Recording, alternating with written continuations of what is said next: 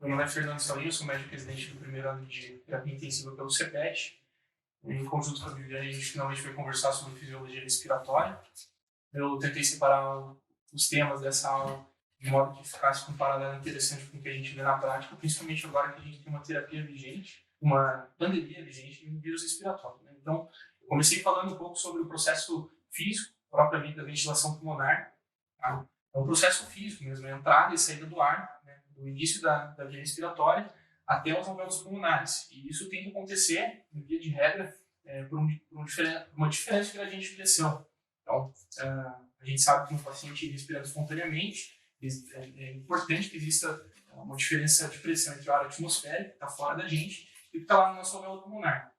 Para isso acontecer, é importante que todo um conjunto orgânico esteja em perfeito funcionamento. Então, desde a cinética diafragmática, o movimento passivo e ativo do diafragma, com a subida e descida, promovendo a diferença de pressão. Quando a gente tem a subida do diafragma, a gente tem um aumento da pressão intratorácica, a gente favorece a inspiração, lembrando isso no paciente que está respirando espontaneamente. E o movimento de descida, que promove a diminuição da pressão intratorácica e promove a inspiração. Via de regra, isso acontece com musculatura e com não só a musculatura diafragmática, mas com músculos da parede torácica e do pescoço. Então, isso costuma acontecer de forma passiva, mesmo que exista contração muscular de músculos bem específicos. Toda vez que músculos que não auxiliam nisso naturalmente começam a participar do processo, a gente tem a participação de músculos que a gente chama então de acessórios. Essa musculatura acessória, quando a gente vai ver no dia a dia, é muito marcante. Acho que a primeira vez que a gente vê um paciente com insuficiência respiratória, a gente não esquece, mas a musculatura intercostal, os músculos subcostais, principalmente, quando eles se mostram evidentes no processo respiratório, ou mesmo a musculatura escalena, que naturalmente ela não participa do processo, quando elas estão acontecendo, é um marcador clínico muito importante de insuficiência respiratória. Então, isso é uma coisa que a gente vê no dia a dia, não só por conta da pandemia, que nos ajuda a pensar fisiologicamente e clinicamente também porque um paciente está tendo dificuldade para respirar. Se o músculo que naturalmente não participa do processo está participando, é que esse movimento de descida e de subida está prejudicado. Então, isso é um dos motivos que vale a pena a gente entender. Dentro da fisiologia respiratória existem vários conceitos físicos difíceis de entender e principalmente quando a gente aplica eles para ventilação mecânica, sabe? Então, aqui para a nossa aula, para a nossa conversa, na verdade, tentei trazer 3 conceitos muito importantes que a gente vê no dia a dia e que fazem diferença clinicamente na avaliação do paciente. Então, tentei trazer aqui a pressão pleural. A pressão pleural é a pressão existente no interior da cavidade pleural, que é uma cavidade naturalmente virtual, que é preenchida por líquido, que é o líquido pleural.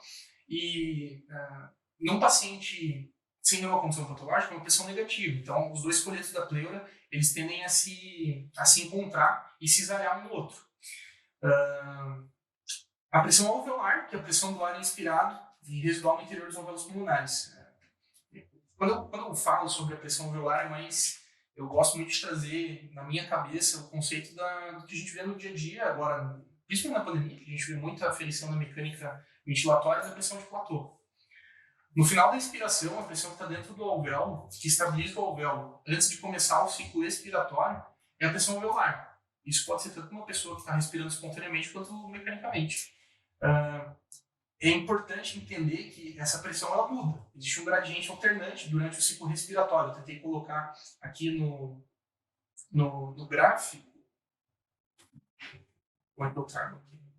Bom, no gráfico ali do lado, eu tentei trazer de forma mais ilustrativa. A pressão alveolar ela costuma ficar ligeiramente negativa e ligeiramente positiva durante o ciclo respiratório. No paciente ventilando espontaneamente, essa pressão ela cai ligeiramente, um valor ligeiramente negativo, sobe na inspiração, e isso se inverte no paciente ventilado mecanicamente. E se a gente traçasse uma linha desde a superfície alveolar até o exterior do pulmão, a gente tem uma pressão que a gente chama de pressão transpulmonar. Essa diferença acaba batendo então na pressão pleural, porque a pressão pleural está lá no interior da cavidade pleural. Se a gente fizesse esse trajeto, a gente teria a pressão transpulmonar. A pressão transpulmonar é uma coisa meio difícil de enxergar, é pouco palpável, porque a gente precisaria, em termos práticos, de um catéter esofágico para medir ela. Então, no paciente que está dentro da UTI, isso daqui acaba sendo importante porque é um marcador de estresse. Se essa pressão transpulmonar está aumentada, a gente não precisa necessariamente medir ela, mas a gente pode estimar ela de outras formas, que não com catéter esofágico. Se a gente consegue mensurar ela e entender que ela está aumentada, ou mesmo não mensurar, a gente infere que ela está aumentada por diversos motivos, a gente entende que o estresse no interior do pulmão é muito grande. Isso daqui tem que se entrelaçar, é difícil, mas o que eu queria ilustrar melhor é que a pressão transpulmonar, então o estresse, a retransferibilidade do pulmão, se ela está aumentada, está diminuída, tudo isso depende de vários fatores. Eles não têm, a unidade que funciona do pulmão, que são os alvéolos, eles não têm capacidade de se expandir por conta própria. O alvéolo é uma estrutura que está lá no interior do pulmão e a musculatura respiratória está lá no arcabouço ósseo. Então, quem é responsável por provocar isso e todo o processo físico da ventilação é o gradiente de pressão transpulmonar. Então, essa pressão transpulmonar ela tem que estar sendo adequadamente gerada para que o processo todo aconteça. Quando a gente inspira espontaneamente, a pressão no interior da cavidade torácica diminui, o ar entra. E para isso acontecer, a musculatura inspiratória tem que estar íntegra. Então, esse é mais ou menos o compilado de expressões que eu tentei trazer para a gente conversar. Ali, já no começo da explicação aqui, que eu coloquei de pressão transpulmonar, eu já comecei a usar alguns termos, a gente está um pouco habituado, né? Mas essa terminologia toda que existe nos pacientes que são respiratórios, da pneumologia, enfim, são importantes que a gente entenda, são conceitos básicos e tentei elencar aqui alguns dos que eu considero os principais. Volume corrente, obviamente, a gente vê muito na ventilação mecânica, o volume de ar, pode ser o volume corrente inspiratório ou expiratório, mas o que entra e sai por si, expiratório. A capacidade residual funcional, que é o volume de ar no interior dos pulmões após uma expiração normal. A capacidade residual funcional, eu tentei trazer aqui para que a gente pudesse entender o que acontece num paciente rígido, num paciente obeso, e por que a gente toca tanto no tema de pacientes obesos com SARA, sendo pacientes mais graves, por exemplo. Então, o paciente obeso ele tem uma capacidade residual funcional diminuída. O interior da cavidade torácica dele é do mesmo tamanho de uma pessoa normal, mas o peso de estresse que é gerado sobre ela é maior. Então, o ar que fica no interior dos pulmões é naturalmente menor.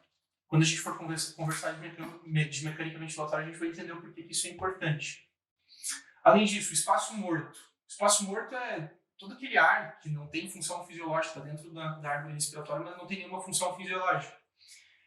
Ele pode ser fisiológico, mesmo que ele não age assim, mas é uma questão de nomenclatura. É aquele ar que entra, chega até a umidade funcional do pulmão, mas não realiza hematose. E anatômico, são os espaços que não são responsáveis por hematose, estão preenchidos por ar que não é um ar funcional, não funciona, não serve para nada. Ou seja, isso daqui em nós, às vezes não tem tanta importância, mas no paciente que tem um tubo, um circuito, toda a entrada da ventilação, o tamanho do tubo e tudo isso é importante para a gente entender, porque o ar de espaço morto ele não serve para troca. Então, quanto mais espaço morto a gente tem, mais difícil maior dificuldade a gente vai ter em eliminar o gás carbônico. Por isso que uma das grandes estratégias em pacientes que têm hipercapnia refratária é tentar diminuir o espaço morto. Circuito menor, o tubo para traqueostomia, enfim, várias coisas desse tipo. Faz sentido fisiologicamente, faz sentido. E o volume minuto, que é outra coisa também, paciente com hipercapnia. Termos matemáticos a multiplicação da frequência expiratória pelo volume corrente. Ele é que efetivamente acaba ciclando, né, entre aspas, o gás carbônico dentro de um ciclo respiratório. Nós, naturalmente, temos nosso volume minuto muito variável. No paciente que está sedado, pluralizado, com SARA, em cirurgia, é importante que se tenha uma noção do volume minuto fisiológico para que não se provoque acidose respiratória por negligência, digamos assim. Quando eu falei que a gente ia comentar de mecânica, acho que hoje está muito, muito em voga isso aqui, né? O próprio conceito de complacência não pode ser invertido ali também, mas eu gosto de pensar que é a capacidade que o pulmão vai ter de aumentar o volume dependendo do aumento de pressão, e vice-versa também. Então, para cada aumento de pressão, aqui no primeiro gráfico a gente consegue entender que com a elevação da pressão transmural, que a gente conversou depois, no caso a elevação da pressão, quanto mais negativa ela fica, né? Isso é um pouco confuso. Mas o volume do pulmão se expande. Se a gente coloca isso, alguns ventiladores têm isso aqui, tá? Essa curva aqui de baixo, que é a curva PV. No eixo da abscissa, a gente tem a pressão, nas ordenadas a gente tem o volume. Para cada variação de pressão, a gente vai ter uma determinada variação de volume. E se a gente for pensar assim, num paciente com uma complacência normal, como da curva 1, e comparar ele com um paciente com uma complacência diminuída, a gente vai perceber que, apesar da gente elevar a pressão no interior desse pulmão, o volume não aumenta. Ou seja, em termos mais simples e mais simplórios, é um pulmão duro. Por isso que a gente costuma falar isso. A complacência, propriamente dita, ela tem alguns determinantes. Os principais são a elasticidade do parênquima pulmonar, então as próprias fibras elásticas que estão no interstício do pulmão, na matriz do pulmão, e a tensão superficial do líquido, que é inibida pelo surfactante.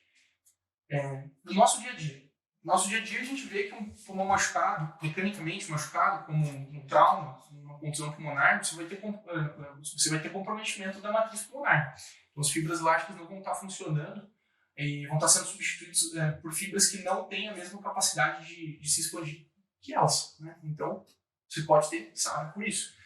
Mas, por outro lado, se você tiver inflamação, infiltrado leucocitário, formação de fibrose por outros motivos, enfim, como a gente vê na SARA, vai acontecer a mesma coisa. A gente volta para lá, a gente entende que se a capacidade do pulmão se expande e diminui, você pode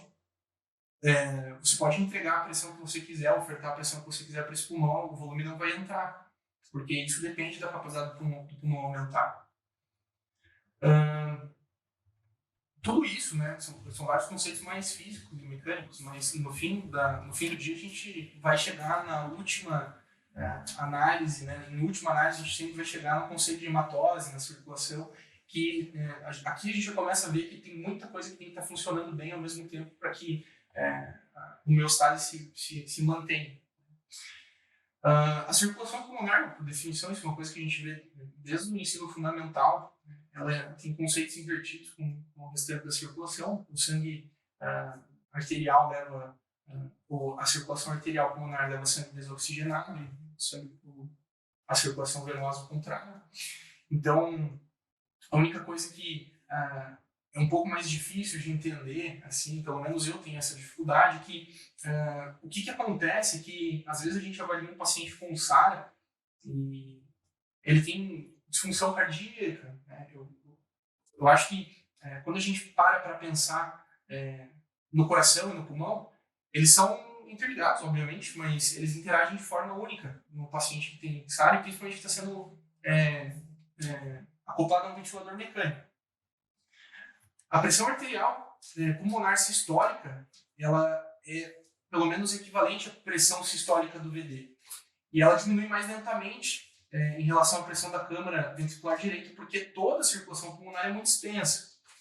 E existe um estresse muito grande para o ventrículo direito funcionar e para a circulação pulmonar se manter íntegra num pulmão que tem uma resistência aumentada, uma resistência vascular aumentada. Então, todo pulmão que sofre, todo vaso pulmonar que sofre, em última análise vai levar a estresse do coração também. Então, não só isso, a gente tendo problemas de oxigenar um pulmão, o pulmão ele funciona diferente do restante do organismo. Ele vai em contramão dos demais sistemas, porque, via de regra, se você tem uma diminuição da PO2, se você tem um certo grau de hipoxemia, seus tecidos vão entender que você precisa de mais fluxo, vão vasodilatar. No caso do pulmão, a hipóxia leva a vasoconstrição, a gente chama de vasoconstrição hipóxica. O aumento da resistência vascular chega a ser 5 vezes maior em situações de hipóxia. Então, aqui, outro motivo que no nosso dia a dia é importante entender, porque você não pode deixar o paciente hipoxêmico, né, e sofrendo com hipóxia. E, no fim, a gente tendo toda aquela árvore vascular, todo aquele sistema interligado, não é só o coração que vai ser um determinante. A própria gravidade, a distribuição dos vasos, o peso do paciente. Aqui eu tentei trazer, acho que ficou um pouco difícil de ler no começo, mas um conceito interessante que são as zonas de West. Todo vaso que sofre com a gravidade, no fim, é uma coluna líquida que sofre com a gravidade e acaba se distribuindo de forma heterogênea. No caso do pulmão, a pressão no ponto mais baixo dos pulmões vai ser maior quando comparado com o ponto mais alto.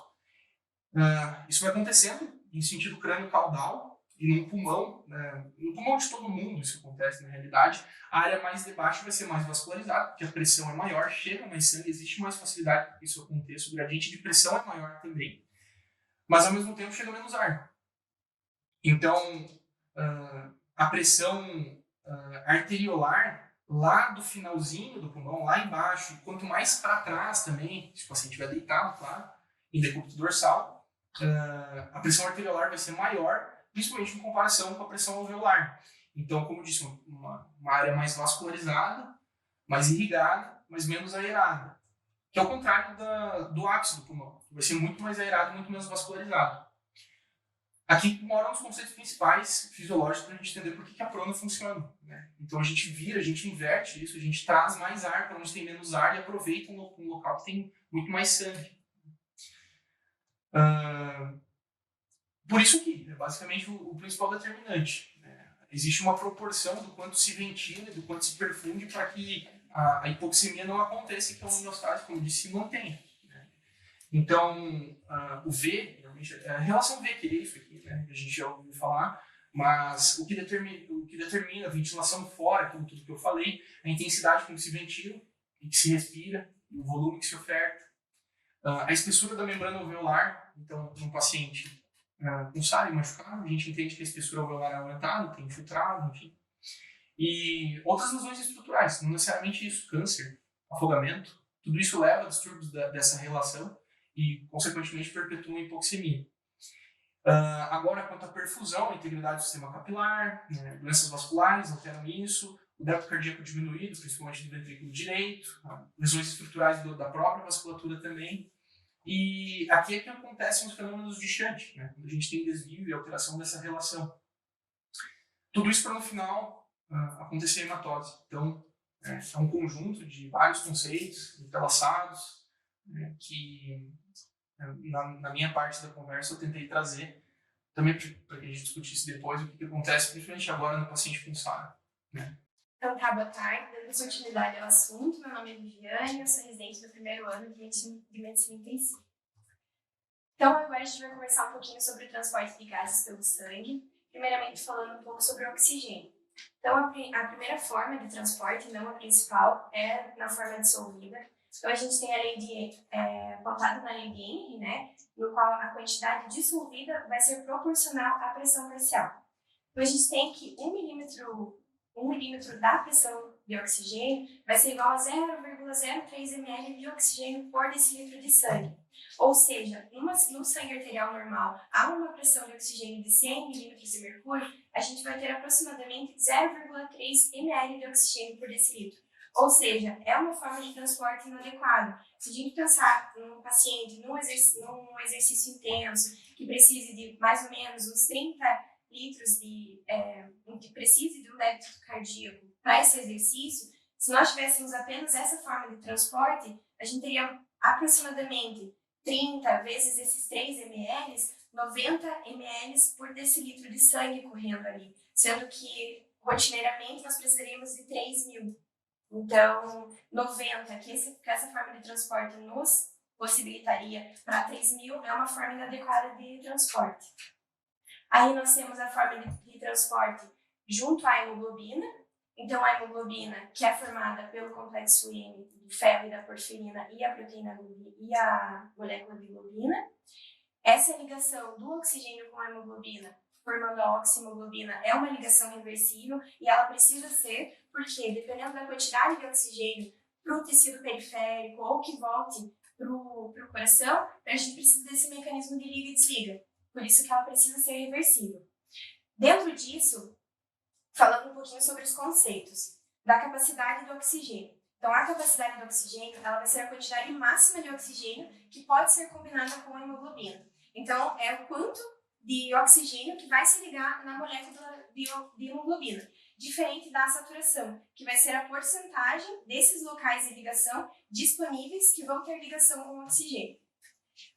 Nós podemos calcular essa saturação com a fórmula do oxigênio combinado com a hemoglobina sobre a capacidade de oxigênio. E dentro disso, a gente pensa na curva de dissociação do oxigênio. Então, o que a gente pode perceber, não sei como que eu... No de cima, bicho. Ah, de cima? Muito difícil. Acho que eu não... Ajudar lá, só. Não, acho que eu não... Eu não consegui também. Tenta trazer bem para a esquerda. Não, mas tudo bem. Então, o que a gente pode perceber é que a curva de dissociação do oxigênio, ela chega até, ela vai num sentido vertical, chegando até uma pressão de mais ou menos 50 milímetros de mercúrio, na qual ela se estabiliza. E isso é importante por quê? Porque conforme... Porque se nós tivermos uma diminuição nessa pressão de oxigênio, ela não vai fazer tanta diferença na quantidade que está ligada. Então, entre 100, nós temos uma diminuição para 50, 60 milímetros de mercúrio, ainda a gente vai ter uma saturação de hemoglobina adequada.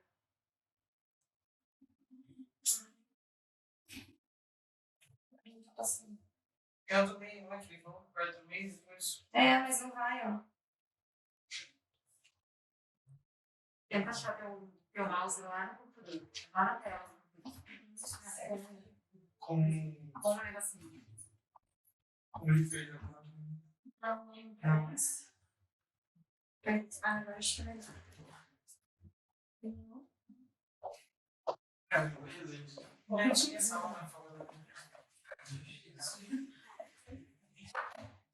Tá vendo? Ele tinha essa tela aqui, ó. Tem que arrastar pra cá. Tá. Não foi. Ele foi esse aqui.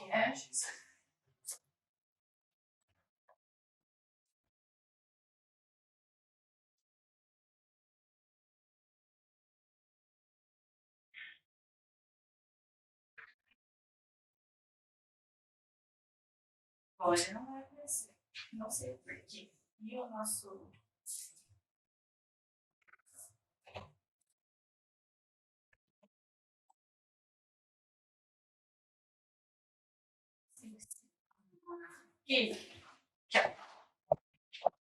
Esse botãozinho vai subir para vermelho. Esquece isso aí é só jogando fora. Não é Sabe? Deixa eu Não sei. Vocês sabem poder passar os slides? Também não. Esse deu. Tá dando pra passar? Preciso de 10 dessas. Eu acho que foi também. 10. Não, ela passa. Também Nem não. passar também? Não, ela não vai passar por essa. Isso Vai aqui passar por será essa. por conta da ponteira, né? Isso. Usa as duas. Eu vou usando os dois, não tem problema. Mas não tá passando, né? Não tava passando. Vê se tá passando. Não. Você tá apertando? Você tá segurando? Eu tava só apertando. Era pra segurar? Não. Tá. É só pra ver se tá tudo certo. Seria muito incômodo você apertar, colocar um teclado aí? Não. Eu acho que eu até, pra mim, é só passar aqui. Tá, então voltando um pouquinho. Então o que a gente percebe é que nós começamos com uma curva vertical. Então essa saturação da hemoglobina vai subindo até um ponto em que a curva se torna mais horizontal. E o que isso representa? Que mesmo a gente perdendo uma PO2 de 100 para 50, até um nível de 40 mais ou menos, isso não vai modificar tanto a quantidade de oxigênio que vai estar ligado na hemoglobina. E aí entram os pontos principais de quando essa curva ela vai ser desviada ou para a direita ou para a esquerda. Então, se nós temos um aumento de íons H+, se a gente tem um aumento de fósforo e cerato nos eritrócitos por conta de um estresse, por conta de um caso de hipóxia crônica, né, uma doença pulmonar obstrutiva, se a gente tem um aumento de temperatura, se nós temos um aumento na PCO2, essa curva vai ser desviada para a direita. O contrário disso vai desviar essa curva para a esquerda. E o aumento do gás carbônico sanguíneo vai deslocar o oxigênio da hemoglobina, que é chamado do efeito Bohr. Aí pensando no dióxido de carbono. Então, aqui 10% vai ser na forma dissolvida. Aqui a gente também tem a lei de Henry Mas, nesse caso, ele é cerca de 20 vezes mais solúvel que o oxigênio. Então, cerca de 10% desse gás que vai ser emitido pelo pulmão vai estar nessa forma. Aí, a forma de bicarbonato vai ser responsável com 60%. Então, o que nós temos? O gás carbônico ligado com a água, formando o ácido carbônico, que libera íons H+, e o bicarbonato. Então, o que a gente tem? Que com a entrada do gás carbônico na forma dissolvida, ele vai se dividir no CO2 e na água, através da enzima anidrase carbônica, formando o ácido carbônico. Essa ligação de ácido carbônico para bicarbonato e íons de hidrogênio não precisa de enzima, é uma ligação mais rápida. E quando ela acontece, esse bicarbonato sai do eritrócito e esse íon H+, vai se ligar através do composto carbamino com a hemoglobina reduzida, que vai ser a hemoglobina que não está ligada ao oxigênio, né? A desoxihemoglobina. Essa ligação faz com que o íon cloreto, como o íon H+, ele é um cátion que não é tão permeável capilarmente, e entra o íon cloreto.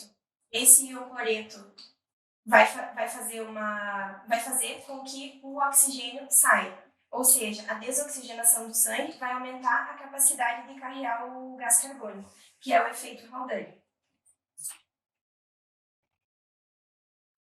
Aí, a curva de dissociação do dióxido de carbônico, ela vai ser mais vertical e mais linear que a do oxigênio. Ela vai ser desviada para a direita quando se aumenta a saturação de oxigênio.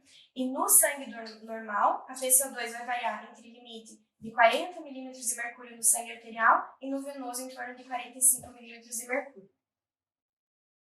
Já os compostos carbamino, então essa forma de transporte vai ser responsável por 30%, vai ser pela combinação de gás carbônico com esses grupos aminotermais nas proteínas sanguíneas. A proteína mais importante vai ser a globina, formando a carbaminohemoglobina. Essa hemoglobina reduzida, ou seja, a desoxihemoglobina, vai se ligar cada vez mais ao CO2 nessa forma do que na forma de oxihemoglobina. Ou seja, mais uma vez, essa liberação de oxigênio nos capilares vai facilitar a captação do gás carbônico. Aí, pensando um pouquinho na regulação da respiração. Então, quais são os elementos básicos? A gente tem o centro de controle central, os efetores e os sensores. Então, aqui, no centro de controle central, ponte, bulbo e outras partes do cérebro. O que vai acontecer? Esses quimiorreceptores vão mandar informações aferentes para o centro de controle central, que manda uma informação eferente para os músculos respiratórios, estimulando a respiração. Essa respiração, com base na necessidade fisiológica de aumentar ou diminuir, vai fazer uma retroalimentação negativa para esses quimiorreceptores. E como que vai ser feita essa regulação? Então, através do grupo respiratório dorsal e o grupo respiratório ventral e o centro pneumotáxico, que vai fazer inibição ou não conforme a nossa necessidade. Então, nos sensores, falando um pouquinho dos quimiorreceptores centrais. Eles vão ser os mais importantes envolvidos, né? E vão controlar minuto a minuto da nossa ventilação. Vão estar situados perto da superfície ventral do bulbo e vão responder às alterações e na concentração dos íons H+, aumentando, estimulando a ventilação e com o aumento dele, ele vai estimular a ventilação e a sua diminuição vai inibir ela. Eles vão responder à alteração de pH no líquido extracelular cerebral e no líquido cérebro espinhal, por essa diferença. Então, eles vão estar banhados por esse líquido extracelular cerebral, né? Porque o íon H+, e o bicarbonato, ele não tem uma inteira capacidade de passar a barreira hematoencefálica. Então, eles vão responder à alteração do pH nesse líquido quando o gás carbônico se difunde para fora dos capilares, né? E a PCO2 do sangue vai constituir o fator mais importante de controle da ventilação sob condições normais. Aí os periféricos, então eles vão estar localizados ali nos globos carotídeos e perto da aorta. vão responder à redução da pressão de oxigênio arterial e ao aumento da PCO2 e dos íons H+. Eles respondem rapidamente porque eles são extremamente sensíveis às mudanças na pressão de oxigênio arterial e elas geralmente começam ali em torno de 500 milímetros de mercúrio. Então, esses quimiorreceptores vão mandar mensagens diretamente para o sistema nervoso central, estimulando o centro de controle respiratório para aumentar, fazer voltar a taquipneia ou a bradipneia. Outros tipos de receptores vão ser os pulmonares, então, ali na musculatura lisa das vias aéreas, atuando em resposta à distensão pulmonar, mas essa forma de transporte e adaptação tem uma pequena influência. Aí nós temos os receptores da distensão pulmonar, irritativos e pelas fibras brônquicas, e outros receptores, a própria musculatura, articulação, baroreceptores arteriais, estímulo de dor, estímulo de temperatura. A resposta ventilatória, né? Então, o estímulo mais importante vai ser o PCO2 arterial, na maioria das condições, fazendo um controle rigoroso disso. E a maior parte desses estímulos vem dos quimioreceptores centrais, mas os periféricos também contribuem de uma forma bem mais rápida.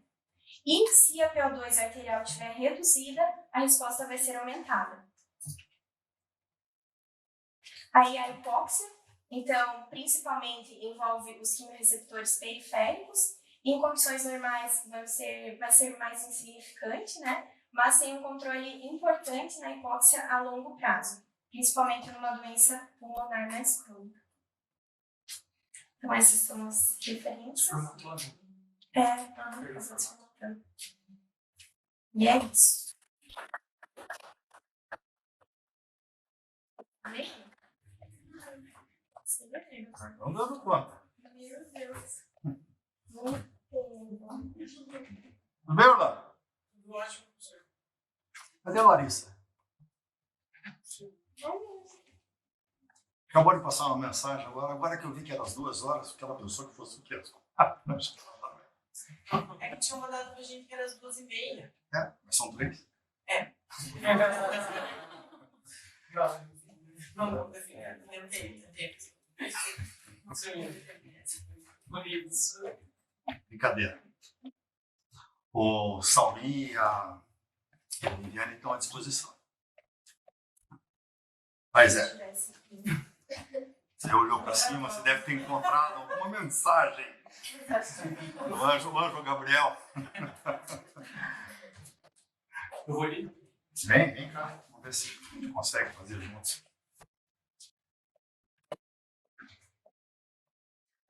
Marcelo.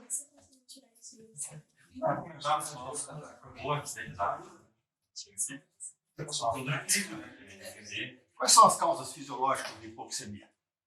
Fisiológico? Exercício físico. Exercício físico causa hipoxemia, será? É uma boa pergunta. O sono vai falar. O sono causa. Por que o sono causa hipoxemia? Acho que todo metabolismo diminui, né? Não sei se. Diminuição de frequência respiratória, padrão ventilatório. Faz hipoventilação e faz a telectasia nas bases. Por que a gente... Como é que é o nome disso? Boceja. Boceja. Estímulo respiratório. Parece que o bocejo, inclusive, é contaminado, contaminoso, infeccioso, sei lá. Bocejoso.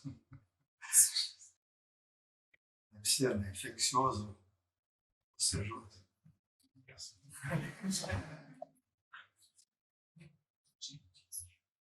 Quando a gente começa a ficar com sono, com diminuição da consciência, você começa a hipoventilar um pouco, a tua base do pulmão começa a fazer pequenas atelectasias. Né? E daí na hora que você...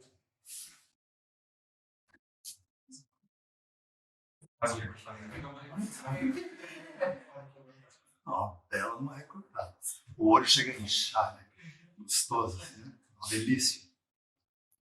Aí você volta outra vez, né? Durante um períodozinho, parece que dá uma oxigenada. Então, não. Parece que bocejar e fazer hiperventilações transitórias é muito fisiológico, porque a gente vai fazendo a telectasia nas bases. Né?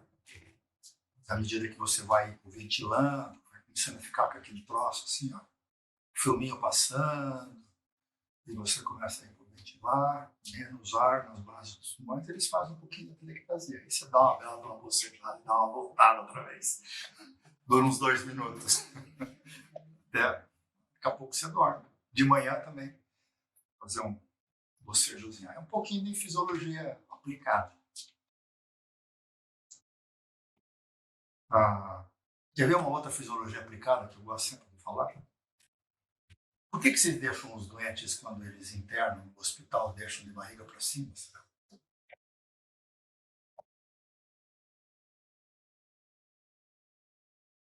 É fácil para quem? É fácil para nós, né? Mas vocês já viram algum mamífero dormir de barriga para cima? Teu cachorrinho dorme de barriga para cima? Já viu vaca dormir de barriga para cima? Elefante? Os elefantinhos, vocês viram o elefante na Índia?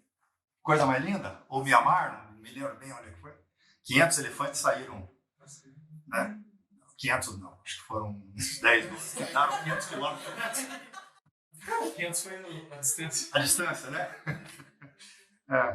E ontem eu vi uma fotinho daí deles descansando, eles estavam descansando de lado. A gente, de um modo geral, dorme de lado, dorme de barriga para baixo. Se filma uma pessoa dormindo, na maior parte das vezes ela está de barriga para baixo. É muito fisiológico de dormir de barriga para baixo. A gente dorme de barriga para baixo por causa do peso do coração. O coração exerce um peso importante sobre o pulmão quando a gente dorme de barriga para cima. Isso faz a telectasia daquela área toda do pulmão. E quando você põe o doente deitado, ele automaticamente gera uma distúrbio, ventilação, perfusão importante, porque uma boa área do pulmão ela fica comprimida pelo coração. Quando você coloca em posição prona, o coração fica deitado sobre o externo. De todos os mamíferos, o externo serve para poder dar suporte, cama, leito, coração. O coração bate deitado no externo, no cachorro, na vaca, no quadrúpede, do ser humano. A gente se tornou bípede, mas não mudou muito a anatomia assim tão rapidamente, a ponto de se adaptar a isso. Né? O que mais? Vou fazer algumas perguntinhas, depois eu vou tentar dar um conceito geral, mas quero tentar entender o que vocês entenderam. Hoje você está sem fone. Fone chinês? Imagina. Gostei que depois você passou uma mensagem. Assim, você tava... Desculpa. Eu acho que fisiologia esse trabalho é super difícil. Assim, o trabalho que você deve ter sido super complicado de resumir. Porque a gente vê, acho que agora com o Covid, principalmente, o pulmão é tão essencial quanto o coração. Porque uma hipóxia é tão prejudicial no organismo quanto uma bradicardia. Eles são muito juntos. Uhum. Para a célula não interessa se está vindo pouco oxigênio, porque a hemoglobina está pouco saturada ou se o coração está batendo fraco. Ou se você sangrou. Né? São as 3 variáveis da oferta de oxigênio. Hemoglobina, saturação arterial de oxigênio e débito cardíaco.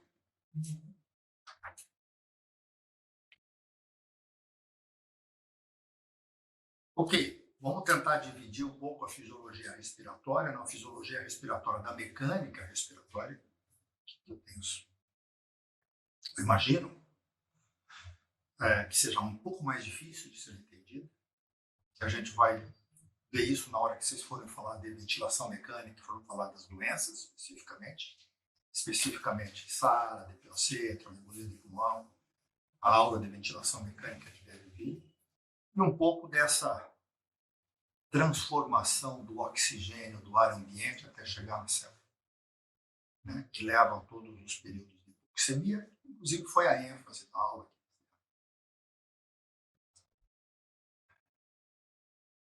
Alguma coisa mais? Bruna, quer falar alguma coisa? Perfeito. Eu vejo como a minha maior dificuldade realmente entender mais a mecânica ventilatória. Porque é o que a gente mais vê de todo dia. Vai na beira do leito, calculando. Não dá para fazer uma boa ventilação mecânica sem entender basicamente o que está acontecendo com a distribuição de ar da ventilação por pressão positiva que você incorpora no doente, né? A maneira como ela é distribuída e as variáveis de fluxo, de pressão, de volume, e os diversos modos de ventilação, aquilo que dispara o ventilador, os pulmões que são mais complacentes, os pulmões que são menos complacentes, entender a esterese do pulmão, entender mecanismos de recrutamento. Acho que isso é fundamental, conhecer a fisiologia básica e entender como o ar se distribui durante a ventilação mecânica, o que representa cada uma daquelas coisas. Não é um caminho fácil, mas acho que quando você olha os R2 e os R3, eles já são mais confortáveis em lidar com isso. Então você vai chegar lá. Tá bom? Uma coisa que não tem a ver com isso, mas talvez de assunto para alguma aula, antigamente a ventilação mecânica a gente usava uns suspiros, né? Certo. No meio do Uhum. E aí surgiu algo que eu tive um gap momentâneo de focar no assunto, que isso sumiu. Sumiu. Os suspiros eram... Era como se fosse como se fosse a fisiologia. É um ser. metal normal do mundo, do dia a dia. E daí, de repente, virou assim, não tem a mesma pressão, é mais benéfico. Sim, os suspiros, eles envolviam você aumentar transitoriamente, às vezes a cada 10 minutos, 15 minutos. Aumentar a pressão. Né? Aumentar a pressão e volume, causar barotrauma, geral. Né? E ele tinha sentido, fisiologicamente, quando a gente ventila por pressão negativa, quando você faz atelectasias de base transitoriamente.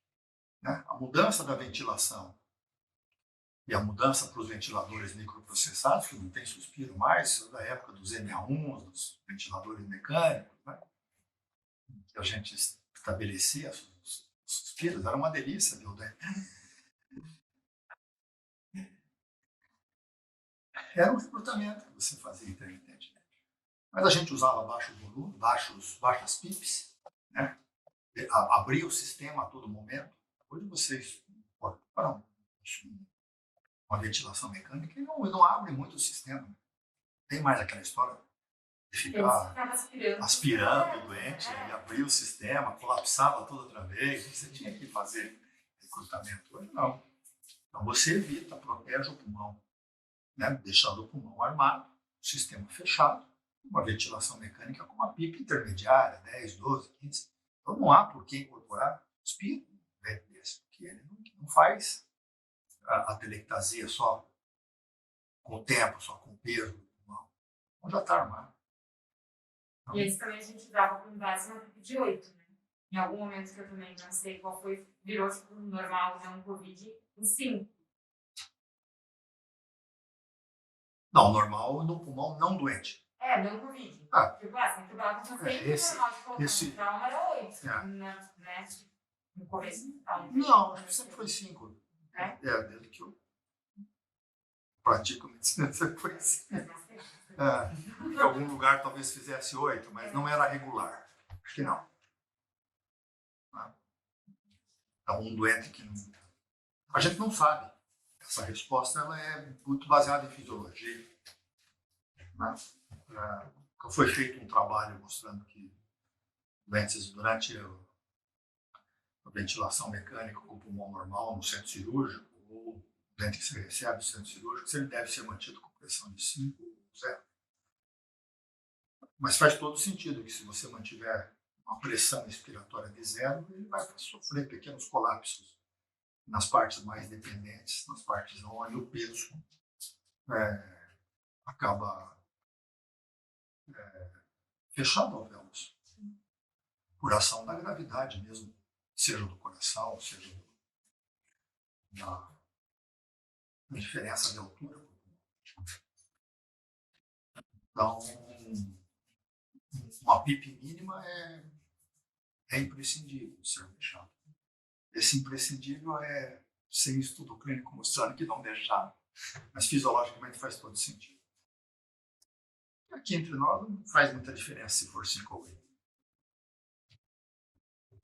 Acho que os protocolos foram se adaptando ao longo do tempo, estabelecendo-se.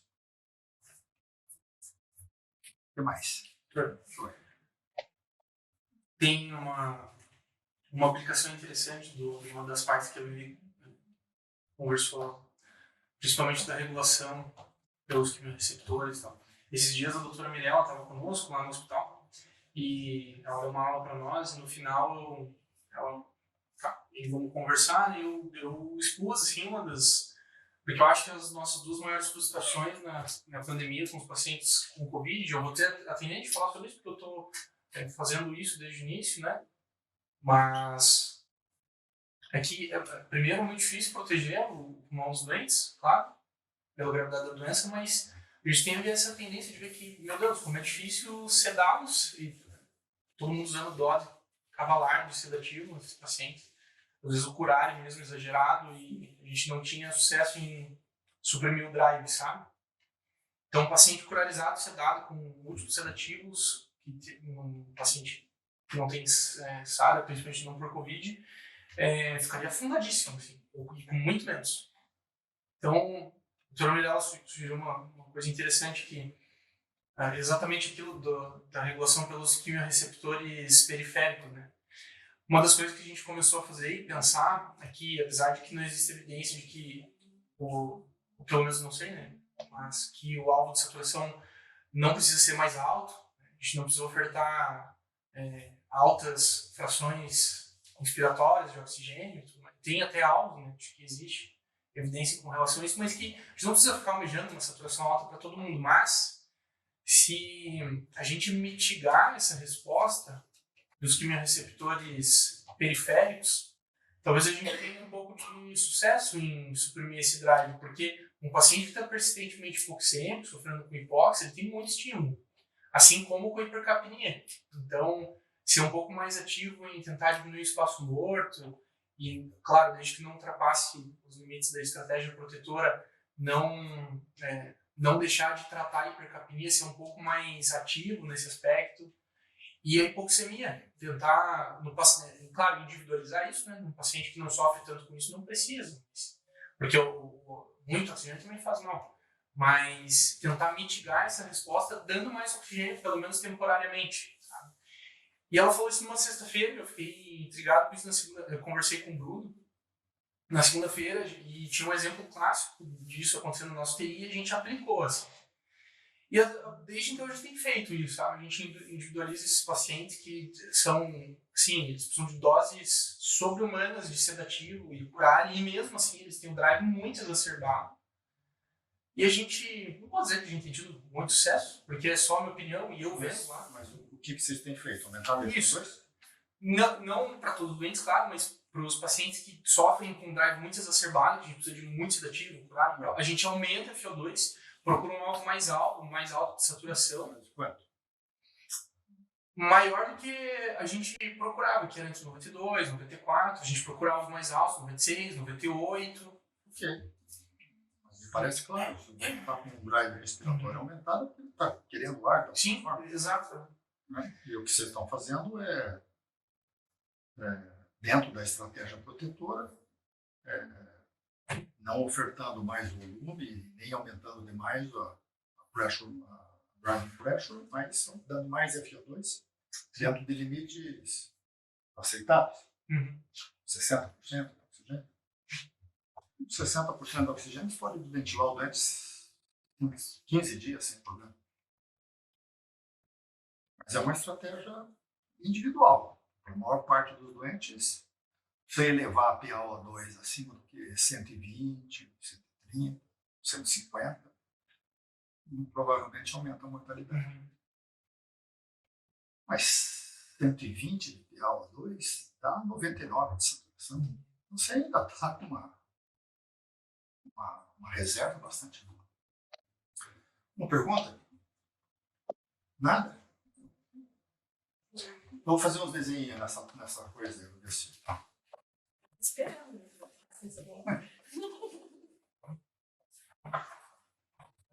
Não, eu acho que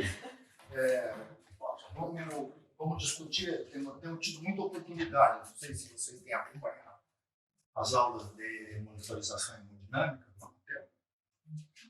né? Você deu uma aula agora, né? Os R2 tinham dado mais aulas, mas elas estão ali, acho que já foi a quinta aula. A quinta que você fez, acho que serão 20 aulas. E o curso de monitorização hemodinâmica está sendo muito bem dado. Você também acompanhou, né? Gostou? Você deu uma aula, 2? E a gente tem que fazer talvez a mesma coisa com função respiratória. Talvez no segundo semestre.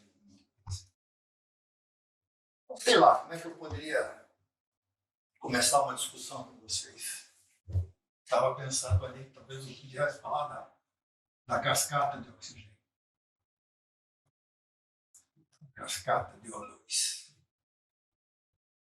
Então, nós vivemos numa situação em que nós temos uma pressão barométrica de oxigênio aqui no nosso ar. Quem sabe qual é a pressão barométrica de oxigênio aqui em Curitiba?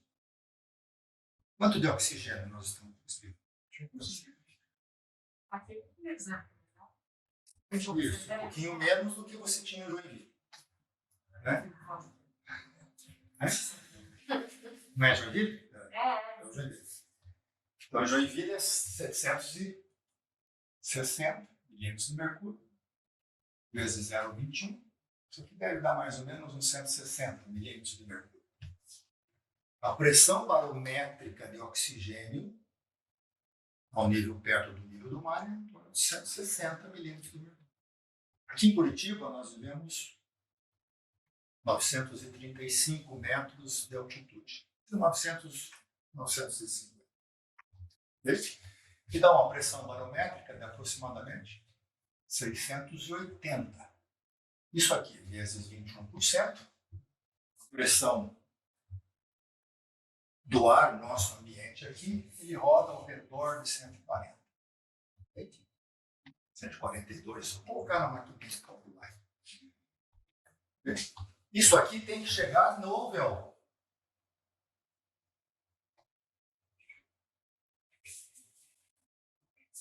Então, dentro do alvéolo, nós temos a pressão alveolar de oxigênio. Qual que é a nossa pressão alveolar de oxigênio?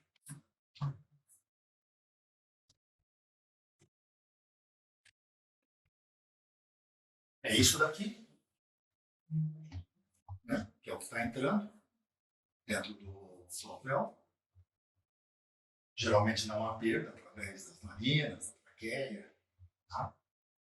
Existe uma saturação de água, dá 47 milímetros de mercúrio. A água saturada, vapor de água, isso é fisiológico, quando ele ultrapassa 47 milímetros de mercúrio, ele vira água. Como o ar chega saturado dentro do pulmão, dentro do alvéolo, se você tirar 47 desses 640, eu diria que a pressão alveolar de oxigênio chega no alvéolo a mais ou menos 135 milímetros de mercúrio.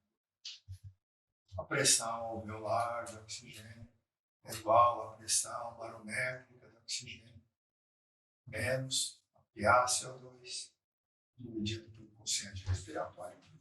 Isso aqui dá mais ou menos 45, 08, 40, 45, 35, 90, 95. É a nossa pressão alveolar de oxigênio. A pressão alveolar de oxigênio em Curitiba é 95. Assim. No máximo 95. Se você coletar a gasometria de vocês, não pode dar mais que 95. Porque a pressão alveolar de oxigênio tem que ser transformada na pressão arterial de oxigênio. Ou seja, o ar tem que sair dentro do alvéolo e cair no plasma. Quando você faz uma gasometria, nós estamos medindo não o conteúdo arterial do oxigênio. Nós estamos medindo a quantidade de gás oxigênio dissolvido no plasma. Que nada mais é do que um sensor que vê ali qual é a quantidade de oxigênio que tem naquele líquido do sangue. Pressão arterial de oxigênio. Essa pressão arterial de oxigênio, ela vai influenciar uma saturação arterial de oxigênio. Ele vai entrar dentro da hemoglobina. Entra na hemoglobina, que é muito proporcional à quantidade de gás que tem dissolvido no sangue, na fase líquida. E a hemoglobina vai se enchendo, como se fosse uma esponja. Enche.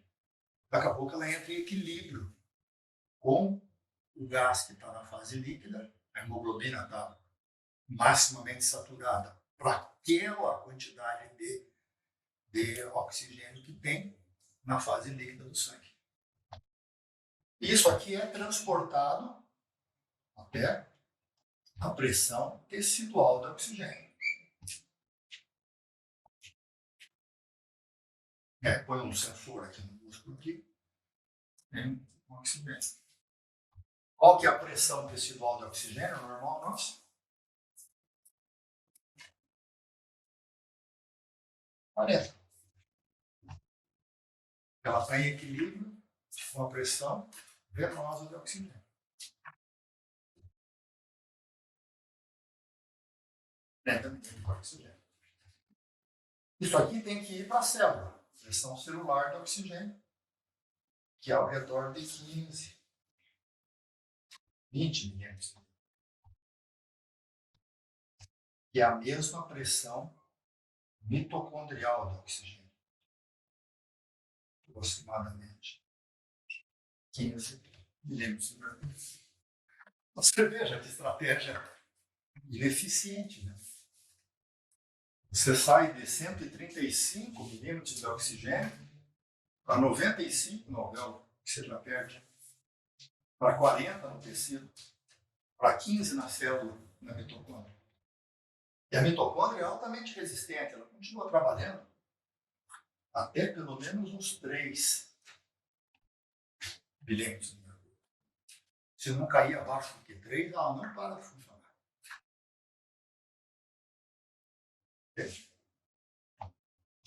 Deu para entender até aqui como é complicado. O objetivo é dar oxigênio para a mitocôndria. Né? Doutor, Oi. essa perda de 95 para 40, na pressão tecidual, Pressão porque tecidual. o oxigênio já vai... Não, imagina a microcirculação, ela até mostrou ali um pequeno desenho, a microcirculação, o sangue vem pela arteríola. A hora que ele cai na arteríola, ele cai dentro dos capilares. A hora que ele cai dentro dos capilares, antes disso, como é que o sangue sai daqui para cá? Não. Por arrasto. Arrasta com 2 terços. Do alvéolo para cá. Arrasto ou convecção, melhor chamar. Né? Como é que ele sai do alvéolo pro sangue? Por difusão. Ou seja, diferença de pressão.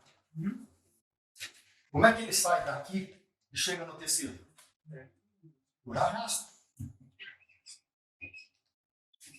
Por convecção. Como é que ele sai do tecido para dentro da célula? Por difusão. Então, o sangue, para chegar lá na célula, ele sai. Ele é arrastado. Na hora que ele sai daqui, gera pressão negativa dentro da minha pleura. Gera uma diferença de pressão do alvéolo no ar ambiente. Do ar, por essa diferença de pressão, há sempre um movimento, seja de líquido ou de gases, de maior pressão para menor pressão. Então, ele sai daqui do nariz para dentro do alvéolo por arrasto. Joga o ar lá dentro.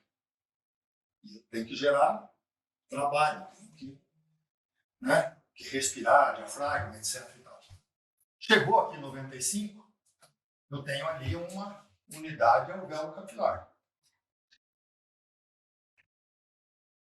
Então, se aqui é 95 e eu tiver uma boa difusão, aqui vai ser 95.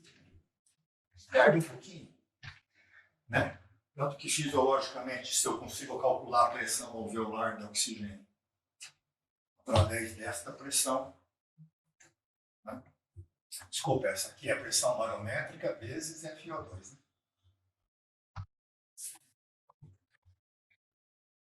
Se eu estiver respirando a 21%, se eu estiver respirando a 80%, dá para você calcular a pressão alveolar de acordo com o teu blender de oxigênio no ventilador. Então, quando você aumenta a FO2 do oxigênio, aumenta o oxigênio do ventilador, nada mais você está fazendo do que, a mesma quantidade de ar que está entrando no pulmão, está entrando mais oxigênio. E aí a pressão alveolar de oxigênio está aumentando. Okay? Se a difusão for boa, ela se iguala. E ela não vai ser boa nas doenças pulmonares, como eu já vou mostrar agora. Mas para uma pessoa normal, se eu ventilar com 60% de FO2, se com a gasometria dá 300 de FO2. 250. Se eu ventilar 100% de oxigênio, vai dar 400, 500 de FO2. Eu vou estar próximo da pressão barométrica. Se a pressão barométrica é de 600, eu ventilar o meu doente a 100% de oxigênio, eu chego fácil a 500. Ah, por que você não chega a 600? Porque tem vapor d'água, porque no alvéolo tem CO2. Aqui no ar ambiente não tem CO2. Os ambientalistas não fiquem sabendo disso. 400 partes por milhão de CO2, que dá 0,04%. Não é desprezível a quantidade de CO2 que tem aqui. Mas aqui no alvéolo tem 40 milímetros de mercúrio de CO2. O sangue está voltando carregado de CO2 e ele tem que jogar fora esse CO2. Dá um equilíbrio rápido aqui nessa unidade capilar, BPA de pressão venosa, desculpa, de CO2, com a pressão alveolar de CO2. É mais ou menos 45. E aqui aproximadamente 40. Sai com 40, mas chega com 45. Não foi isso que você mostrou ali no slidezinho, a anidrose carbônica? Então, mesmo com vapor d'água e com CO2, no meu alvéolo eu tenho 95. Por difusão, eu tenho que ter uma PaO2 perto, mas nunca maior que a pressão alveolar do oxigênio. Isso se faz apenas por diferença de pressão. O gás saindo do alvéolo e entrando dentro do líquido sanguíneo por difusão. Aí, a minha hemoglobina está carregada e eu vou jogar para dentro do tecido por arrasto novamente. Este arrasto aqui é feito pelos músculos respiratórios, e este arrasto é feito pelo coração, pelo débito cardíaco. A mesma quantidade de sangue, de oxigênio que eu tenho no alvéolo, eu vou ter lá no tecido, na entrada do tecido.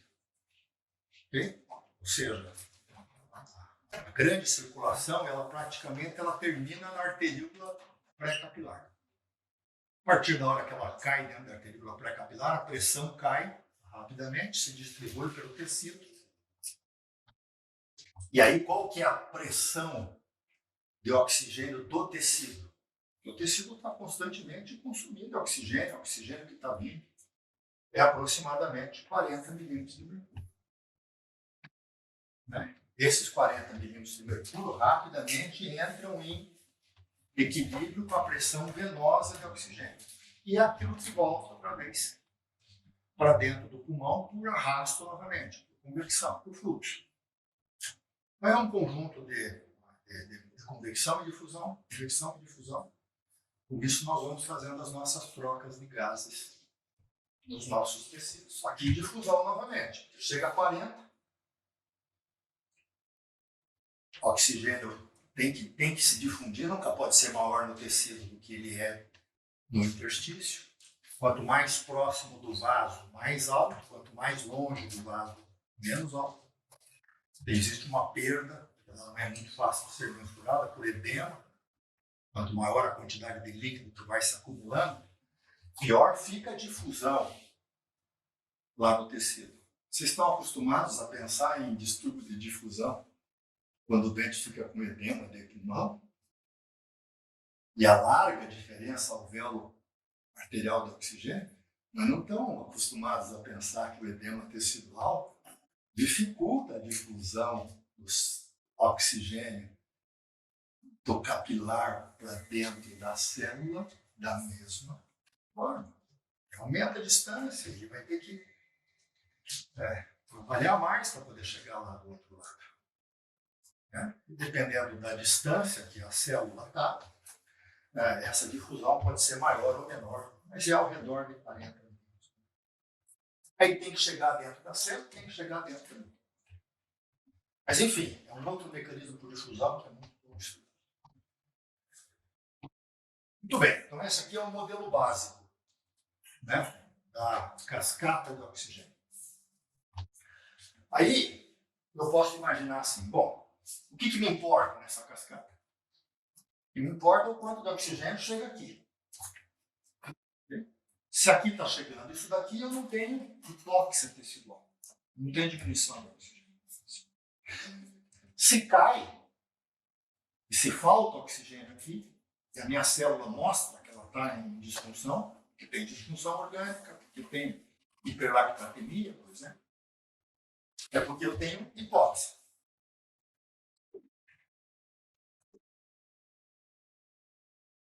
Se eu tenho hipóxia no tecido, quais são as causas de hipóxia? Tem isso na aula, as 2, 3 aulas aí atrás. Foi?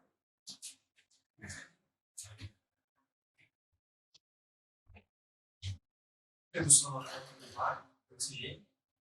Aqui faltou eu colocar aqui esse arrasto aqui, o sangue saído do pulmão chegar lá é a DO2 que vocês usam.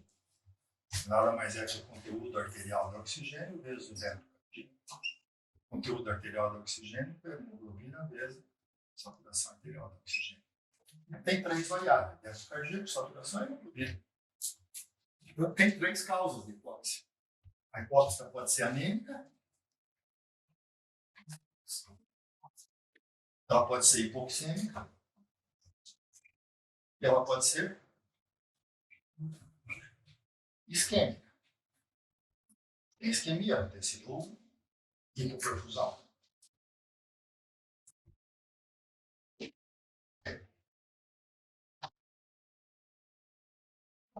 A hipóxia isquêmica a gente estuda quando a gente estuda hemodinâmica, que ela tem como defeito principalmente as alterações do débito cardíaco, que a gente tem visto na aula de hemodinâmica. E aqui nos interessa a hipóxia hipoxêmica. Ou seja, por que tem pouco oxigênio chegando aqui se a minha hemoglobina está normal e se o meu débito cardíaco está normal? Ou seja, por que eu tenho hipoxemia? É porque eu tenho um distúrbio aqui.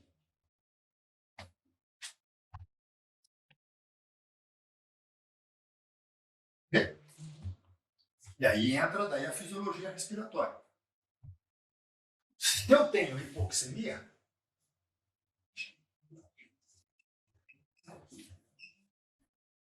existem 5 causas fisiológicas de hipoxemia. 5.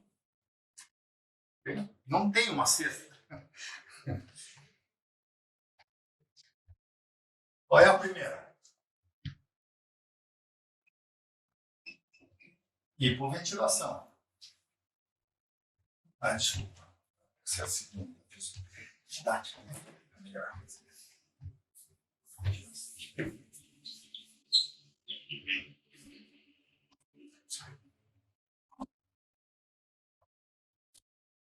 Olha para a formulazinha da pressão arterial do oxigênio, da pressão alveolar de oxigênio. Qual é a principal, qual é a causa? Oliveira? É? Diminuição da pressão barométrica do oxigênio.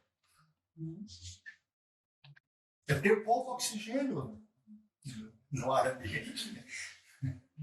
Né? A causa número 1 é subir a altitude. Então é FO2 baixo. FO2 baixo. Ok? Por isso que você precisa de... Como é que você controla FO2 quando você quer subir o Himalaia? Treinamento, para poder fazer hiperventilação, para poder ter um bom músculo que está para ter hemoglobina. Se você aumentar a tua hemoglobina de 15 para 18, para 20, para 22, um Lance Armstrong da vida, né, você consegue carregar mais oxigênio para a periferia, mesmo a DO2, mesmo tendo uma saturação arterial de oxigênio baixa. Mas você precisa de treinar, se adaptar agudamente, não pode morrer. Então, FO2 baixo. Okay? Existe FO2 baixo aqui, gente? Não. Então essa é uma causa fisiológica, mas que nós não vamos encontrar. Vou guardar na cabeça. Tá? Se um avião despressurizar, pode morrer por hipoxemia. Hipoventilação é a próxima causa. Porque hipoventilação aumenta a PaCO2. Se aumenta a PaCO2, ela ocupa espaço dentro do alvéolo. E eu faço hipoxemia, por causa da diminuição da pressão barométrica da hipoxemia. O que começa a acontecer com os doentes que têm, sei lá, um Guillain-Barré. Começa a hipoventilar, e começa a fazer hipoxemia. Ele não tem doença nenhuma no pulmão, zero de doença nenhuma. Ele só hipoventila. Começa a reter CO2, ele faz hipoxemia. Não necessariamente a hipoxemia seja por conta do baixo volume. Dá uma diminuição do volume minuto, retém CO2. Então, é secundário por conta da hipercapnia. Não porque diminui a quantidade de oxigênio lá. Vocês já fizeram um teste da apneia? Por diagnóstico de morte encefálica? Não é inacreditável que você coloca um oxigênio a 6 litros por minuto, o doente não tem nenhuma respiração e ele não faz hipoxemia? Porque o oxigênio chega fácil lá. Por difusão, se você aumentar a pressão, a FO2 aqui, ele chega dentro do alvéolo sem precisar de ventilar. Muito pouco dependente da ventilação. O FO2 já não. O FO2 você precisa de tirar de lá. Não é um bom exemplo? Não. Hipoventilação pura não causa hipoxemia, principalmente no começo. Tem que causar muita hipercapnia para causar hipoxemia. Por isso, com oxímetro de pulso, não faz o diagnóstico de hipoxemia precoce no doente com Guillain-Barré, mesmo com crise miastênica. Porque ele só vai desenvolver hipoxemia muito tardiamente.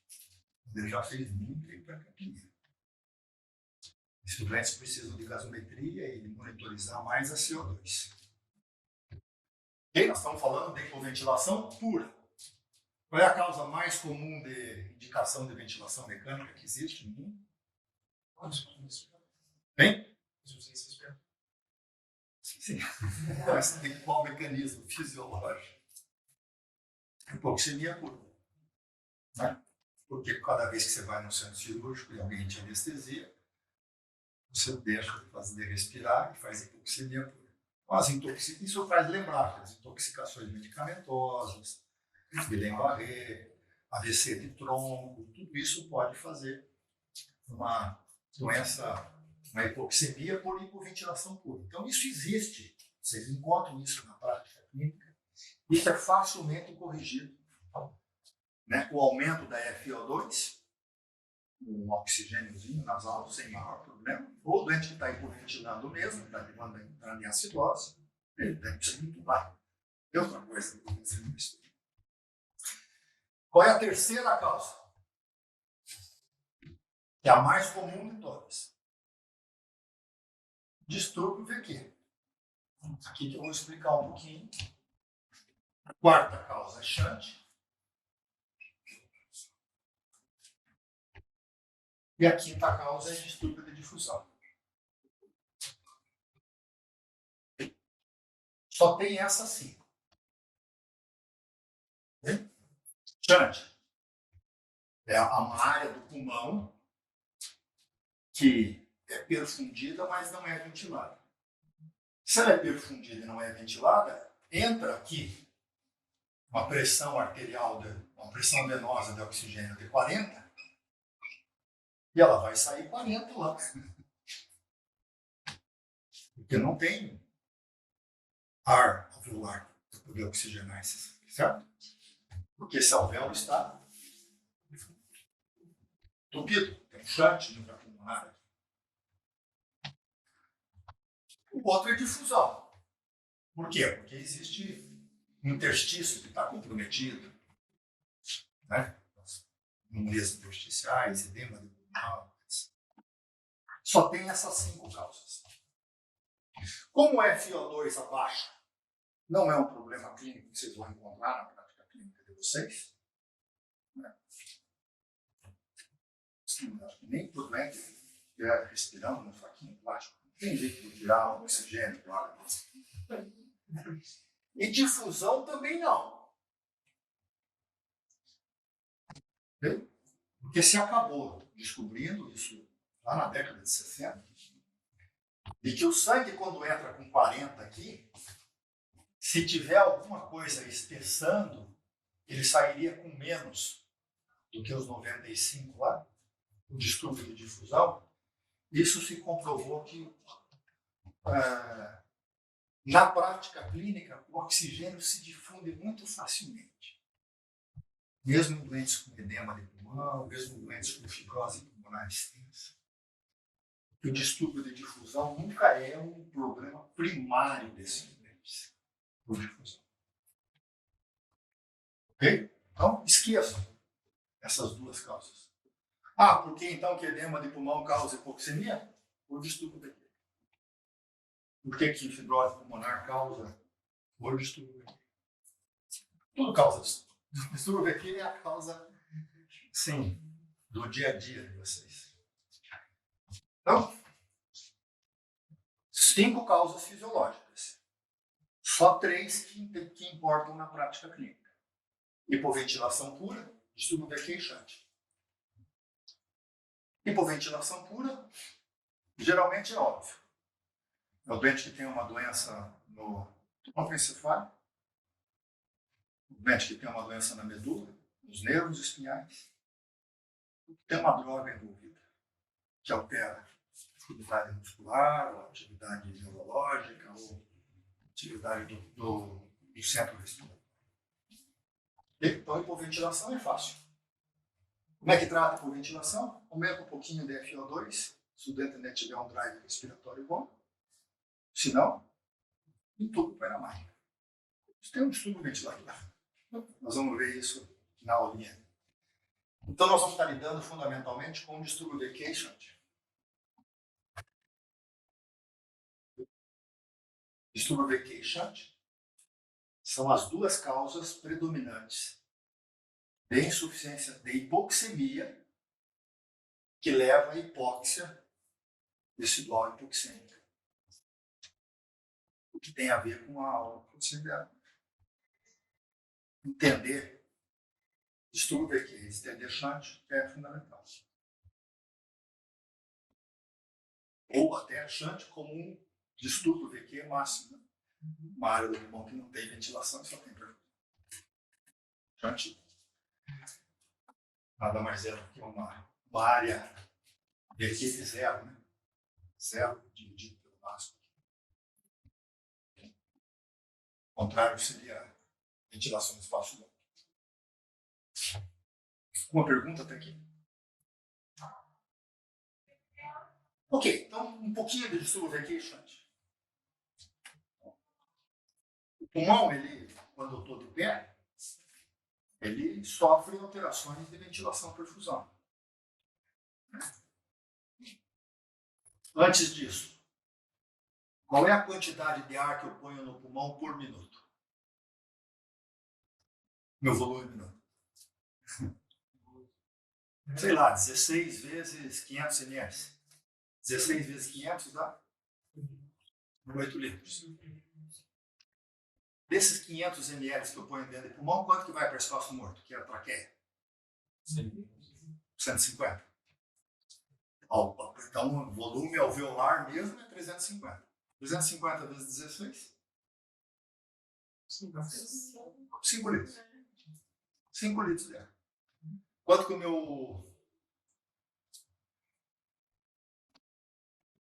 que o meu coração bombeia de sangue por minuto na circulação pulmonar?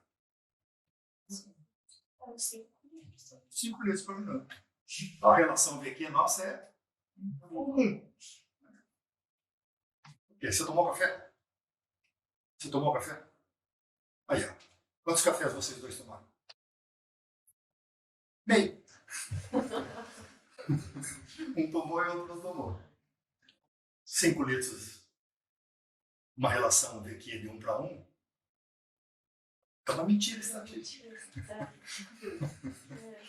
Né? Que não serve nem para poder descrever o que acontece com a Viviane e nem com o Fernando. Porque as unidades alveolares, algumas ventilam mais do que perfumam e outras perfumam mais do que ventilam.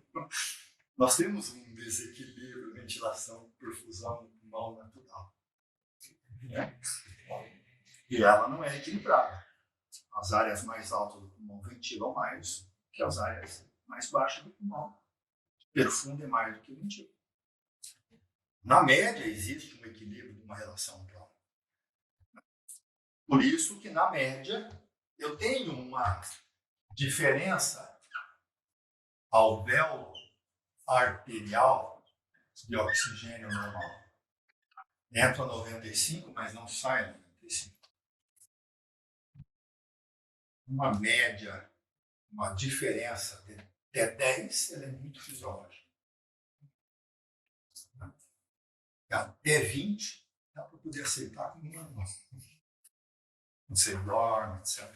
Então, vocês não fazem nada habitualmente quando vocês têm uma gasometria, uma PaO2 de 80. Vocês interpretam isso como normal. 78, 70, você começa a ficar meio preocupado. O que será que está acontecendo? Existe uma diferença alvéolo-arterial do oxigênio normal, porque existe um distúrbio VQ normal no nosso pulmão. Não ventilamos, perfundimos igualmente. É desigual. Ok? À medida que essa distúrbio ventilação perfusão vai se tornando cada vez mais heterogêneo, cada vez mais áreas hiperperfundidas, cada vez mais áreas hipoperfundidas, cada vez que essa diferença ela vai se tornando cada vez mais heterogênea, as áreas hipoperfundidas perdem muito mais oxigênio do que se ganha com as áreas hiperventiladas. As áreas hipoventiladas perdem muito oxigênio comparado com as áreas hiperventiladas, por causa da curva de dissociação do movimento. Né?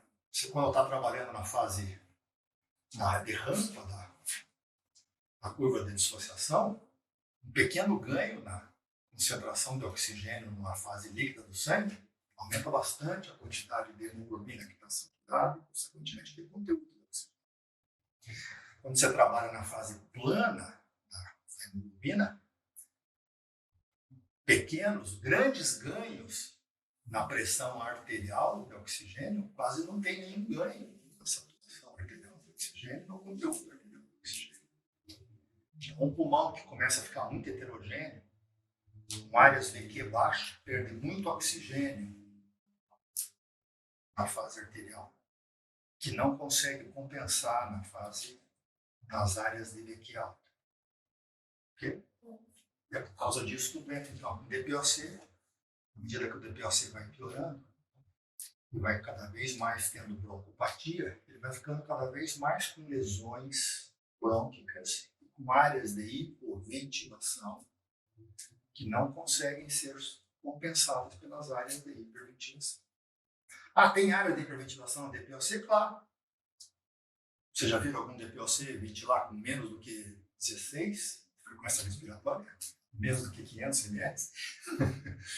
Não, eles ventilam às vezes com 600, 700, ventilam com 20, 25 de frequência respiratória. Para onde é que vai esse ar inteiro? Ele vai para o pulmão. Só que as áreas de ventilação, perfusão baixa, não são ventiladas. Ele hiperventila algumas áreas, hipoventila outras, que não são compensadas, as áreas de ventilação alta pelas áreas. Isso vai causando um distúrbio de ventilação, perfusão cada vez maior, o doente cada vez mais hipoxêmico. Dá para entender isso? Né? Mesma coisa acontece com os doentes à medida que eles vão fazendo edema de pulmão. Vão fazendo congestão, as áreas mais dependentes do pulmão vão ficando encharcadas, difíceis de ventilar. E quando ele continua, ele vai ficando cada vez mais dispneico. Mas esse ar não vai para a área que está perfundida. Ele hiperventila áreas com perfusão normal, ou com baixa perfusão, que não conseguem compensar a saturação baixa de oxigênio das áreas. Né? Entra com 40 dPa de pressão venosa, o oxigênio sai com 55. Entra com 70 de saturação, sai com 75, 80. E as outras áreas que entram com 70, ao invés de sair com 95, sai com 99, não é uma quantidade de oxigênio que na hora que se mistura tudo na veia, no coração esquerdo, mistura tudo. Ele continua com hipoxemia. Vai acarretar hipóxia tecidual.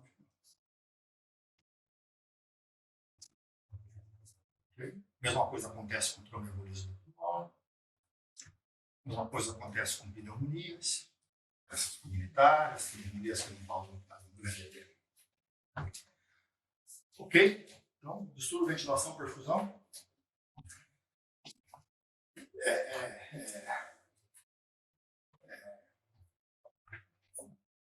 Está explicado por que ele alarga a diferença alvéolo arterial do oxigênio.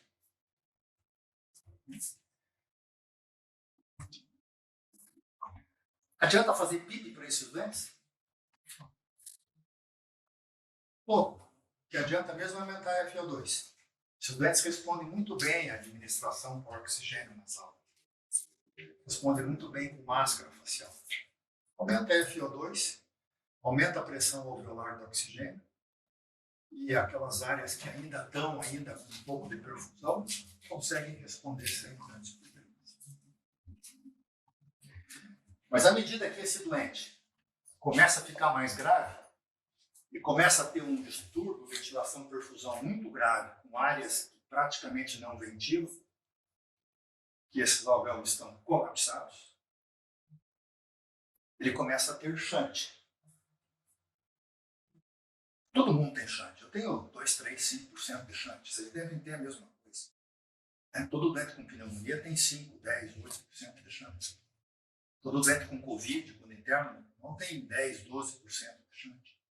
À medida que o shunt vai aumentando, vai se tornando 20, 25% da circulação, não adianta mais você aumentar a FO2 desses doentes.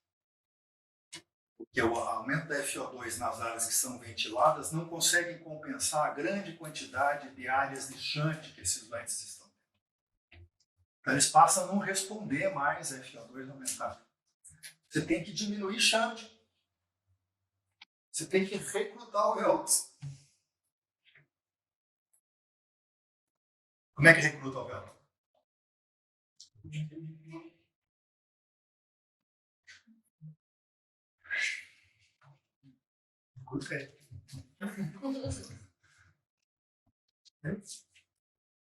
Aumenta o volume, aumenta a pressão, ou aumenta a PIB. A maneira mais inteligente é aumentar a PIB. Mas dá para também fazer suspiro, dá para poder fazer CPAP, altas pressões, fazer de modo de jeito. Por quê? Porque daí você recrutou alvéolos.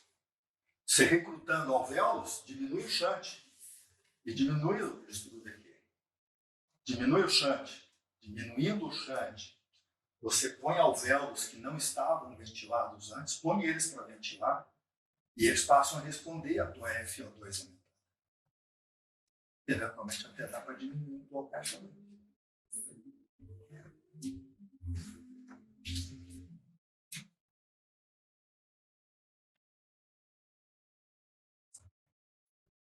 Como é que a gente pensaria nisso? Assim, existe algum parâmetro do ventilador, laboratorial, clínico, que eu pensaria, esse paciente está precisando de BIP ao invés de Olha, à medida que ele vai fazendo um processo inflamatório do pulmão, ele começa a ter alvéolos que são pouco ventilados, mas que ainda são perfundidos. Começa a ter distúrbio de ventilação e perfusão.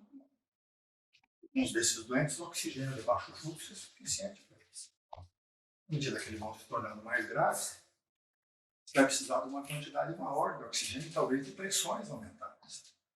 Tente um aumento de pressão enquanto ele ainda estiver consciente, não tiver distúrbio dinâmico, não tiver outras disfunções, através de um catéter de oxigênio de alto fluxo ou uma avenida. Então, é um critério. Você sabe o que está acontecendo ali. E à medida que ele vai se tornando mais grave, se torna menos responsivo, você sabe que isso daí está tendo mais shunt. E que esse shunt precisa ser tratado com recrutamento ao grupo. Aquele aumento de pressão nas vias aéreas baixo, que você consegue com ventilação não invasiva, não está sendo suficiente. Vai ter que usar o local, ventilação com pressão positiva, fazer picos mais altos e eventualmente recrutamentos.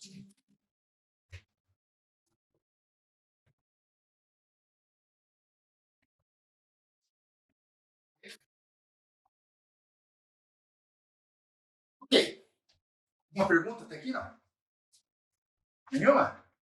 Você só quer ouvir o efeito Haldane, né? É, Guilherme? Sim, o Rafael fez propaganda. Exato. Quem fez? O Dr. Rafael falou que explica o efeito Haldane muito bem. Não. Exagero, não. Mas, enfim, esse é um modelo que mostra como é que esse oxigênio é carregado, mas ele é mais complicado que isso. Em pequenos outros detalhes, né? Um dos detalhes que faz é a curva de dissociação da hemoglobina. Não sei se dá para colocar aqui, né? Meu sonho era ter um quadro aqui enorme, mas não consegui isso. Vou fazer uma coisa. Bom, posso apagar isso aqui? Pode? Acho que não planeja compartilhar. Não sei se eu consigo.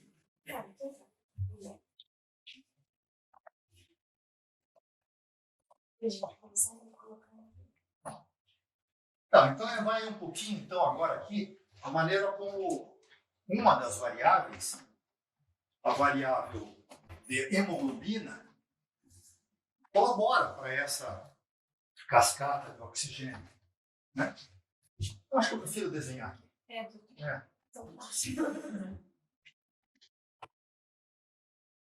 Eu antigo, Vamos volta lá, para mostrar. No computador é tudo mais fácil.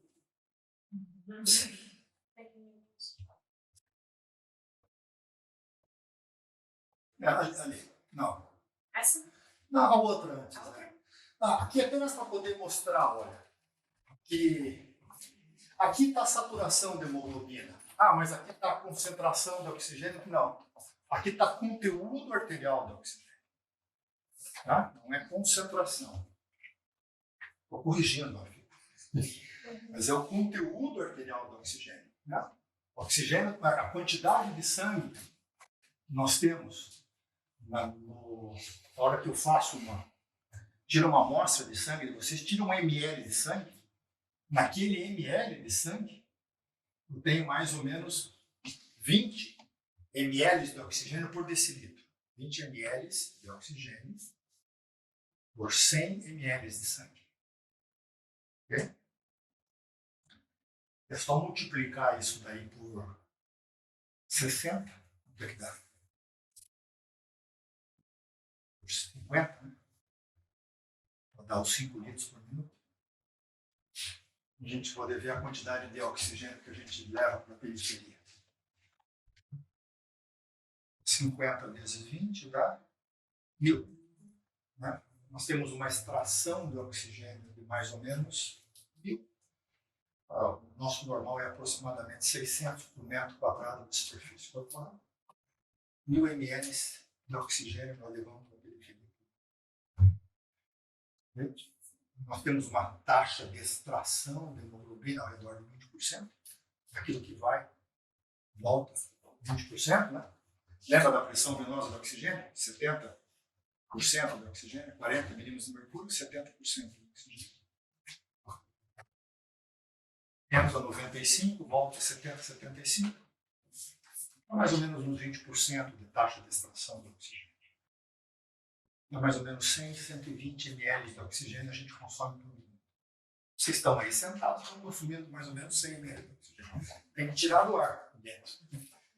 Não tem de onde tirar. Não tem produção de oxigênio, nem capacidade de armazenamento, nada disso. Mas, enfim, a quantidade do oxigênio, então ele é dependente do oxigênio que está dentro da hemoglobina, e não da quantidade que está dissolvida no sangue. E a quantidade de oxigênio que está dentro da hemoglobina eu não meço. Preciso de equipamentos especiais para demonstrar, ver o oxigênio molecular que está ligado. O que eu faço lá é um sensor que mede a pressão parcial de um gás dissolvido no sangue. Esse gás que está dissolvido no sangue está aqui. Então, a gente lida mais ou menos com 90, 95 de pressão arterial do oxigênio. Essa pressão dissolvida no sangue, ela dá quanto de hemoglobina? Mais ou menos uns 95% de hemoglobina saturada. A saturação arterial do oxigênio, que vocês veem, vocês medem a saturação arterial por um oxímetro de pulso, por exemplo. Quando ela é feita pela gasometria, ela não é medida, ela é calculada. Tome cuidado. Ela é calculada baseado como se a temperatura fosse normal, a quantidade de 2,3 dpg fosse normal. Ela faz pequenos ajustes para o pH e para a PCO2. Ok? Uma grande quantidade de conteúdo de oxigênio que a gente tem está ligado na hemoglobina. E a hemoglobina é uma molécula que tem um formato um pouco diferente. Ela não tem um formato reto, né? Quanto maior a quantidade de oxigênio dissolvida, maior a quantidade tem. Ela seria uma reta. E seria mais burra. Né? Ela é muito inteligente ao ser desse jeito. Primeiro que é um desenvolvimento fenomenal, né? Você consegue, através de pouco oxigênio dissolvido, ter uma grande quantidade de oxigênio dentro do sangue, que ela incorpora muito do oxigênio que está ali dissolvido. E é muito mais fácil carregar uma pequena quantidade. Né? Lembra como a gente perde muito oxigênio? Imagina se tivesse que bombear sangue só com uma fase líquida, sem hemoglobina. Você fez um cálculo, já dá umas 30 vezes mais ou menos, 5 litros, 5 vezes 30, daria 150 litros por minuto. Não posso. Inacreditável. Qual que é o próximo aqui? Como é que eu vejo? Esse não vai. Ok.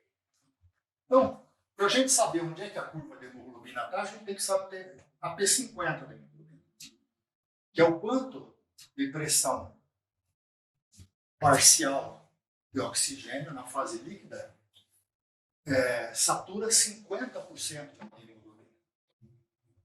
Isso aqui está ao redor de 27 milímetros de hemoglobina. Muito pouco, né? Quando vocês tiver uma gasometria com uma saturação arterial de oxigênio de 50%, tem só 27 milímetros. Né? Se essa hemoglobina está de alguma forma com menor afinidade de oxigênio, desviada para a direita, ela tem uma P50 de 40, desculpa. A metade da saturação de hemoglobina gera uma concentração de oxigênio muito maior no sangue. Ela tem menos afinidade. Ela tendo menos afinidade, ela incorpora menos. Isso é bom? Quando a hemoglobina chega no tecido periférico e ela encontra uma saturação, uma concentração de oxigênio no tecido lá de 40, que é o habitual, ela rapidamente descarrega muito mais oxigênio do que ela descarregaria se ela tivesse muita afinidade. Dá para entender isso? Com 40, olha, a hemoglobina vai estar aqui, ó. Se ela tiver um desvio para a direita, ó, com 40 ela volta com 50% só saturada. Ou seja, ela descarregou tudo do tecido. Se ela tiver muita afinidade, com 40, ela volta com mais de 80% saturada. Ela não descarregou nada. Ela saiu com 95% e voltou com 80% de oxigênio. Porque ela chegou no tecido e ela tinha uma afinidade muito grande para o oxigênio, ela guardou tudo para dentro de si. É um troço muito inteligente, entende? Porque você carrega o oxigênio e quando você chega no tecido, se você tiver pouca afinidade, você descarrega muito oxigênio. Para a mesma quantidade de hemoglobina e para a mesma quantidade de débito cardíaco. Isso a gente não habitualmente não mede, não. A gente não tem essa capacidade de poder medir a quantidade de oxigênio que está sendo liberado. Então, o que faz a curva ser desviada para a direita? Ou seja, para ter menos disponibilidade. Com isso, a mesma quantidade de oxigênio que eu estou ofertando para a periferia, mas ela descarrega mais facilmente lá. É a acidose. A bendita da acidose. A acidose é um mecanismo protetor, não um mecanismo ruim, dentro de certos limites, né? Nós evoluímos filogeneticamente, porque em situações de estresse a gente gera acidose. E essa acidose ela é benéfica. Entre outras razões, porque ela aumenta a disponibilidade de oxigênio para o tecido para a mesma quantidade de DO2 que eu tenho. Cuidado com esses bicarbonatos que vocês fazem na vida. Eu certamente matei muitos doentes, mas eu não me lembro de ter feito bicarbonato. Durante 30 anos do plantão. Eu exagero um pouco. Eu fiz algumas vezes hiperpotassemia. Não contem para ninguém. Eu gosto da ideia de que eu devo ter feito no máximo umas 10 vezes. Bicarbonato é um antitérmico para a hipertermia. Do mesmo jeito que você corrige a acidose, causa distúrbios.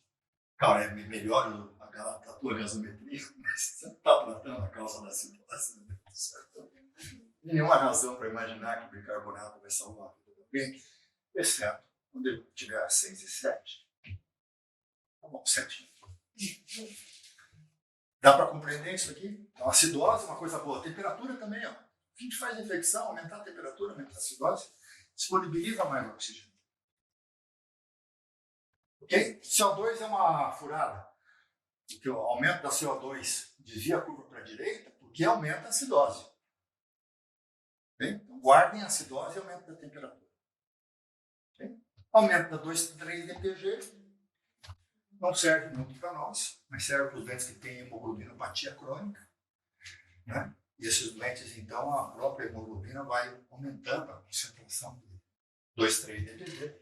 Isso disponibiliza mais oxigênio, mesmo nos doentes que têm hemoglobinopatia crônica. Então, isso aqui não serve muito para a fase aguda, para a fase aguda serve. O doente com uma situação de estresse, ele tem naturalmente um pouco de desvio da curva de dissociação para a direita.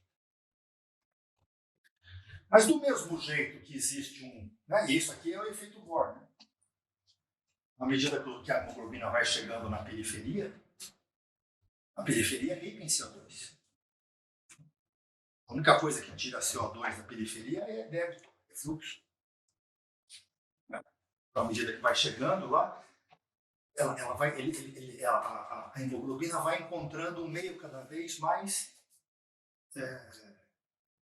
rico em CO2, cada vez mais acidótico. Isso faz com que ela disponibilize mais oxigênio. Super legal. Né? Bom para nós. Isso é altamente fisiológico.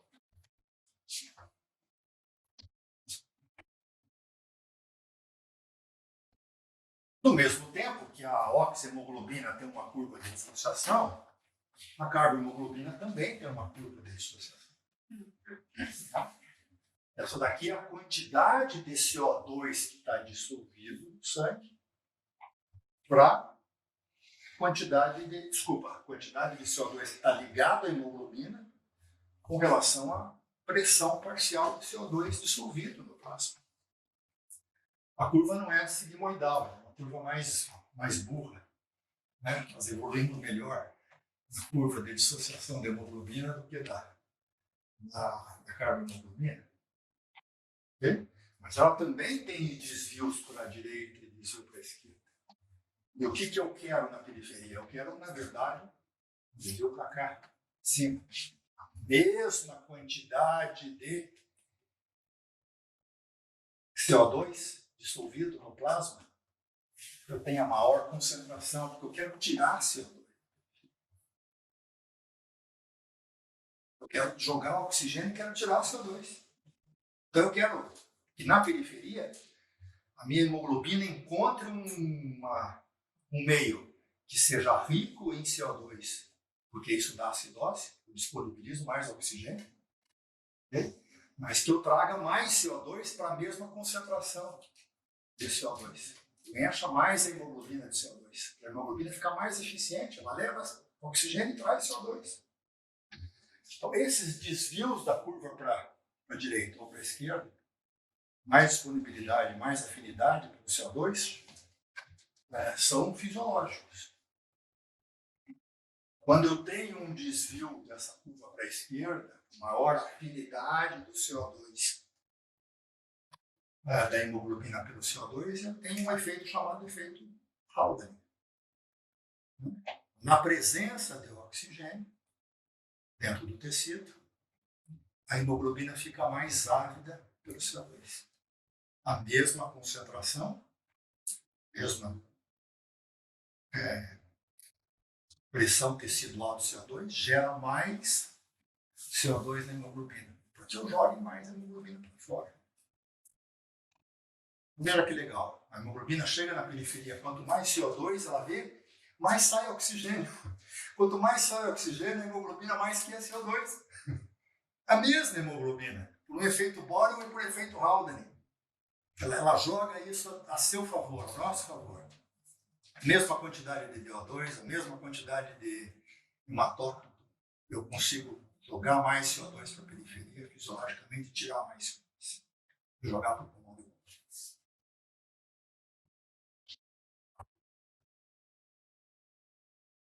Okay? Se um dia perguntarem para vocês por que você pega um doente com DPOC e faz oxigênio para ele e ele retém CO2, o que vocês vão responder? Problema central, ele costuma. Hein? Problema central costuma. Essa é a resposta burra que tem distribuída por aí, mas que serve para poder explicar, né, que você não deve fazer muito oxigênio para esse doente, porque muito oxigênio desse doente inibe o centro respiratório, ele hipoventila e retém CO2. É isso? Absolutamente errado. Você vai dizer assim para ele, por um simples efeito Haldane. Se eu aumentei a concentração de oxigênio, eu aumento naturalmente a afinidade da minha hemoglobina por CO2 e vou eliminar mais CO2. Mas ninguém vai entender. É melhor fazer pouco oxigênio.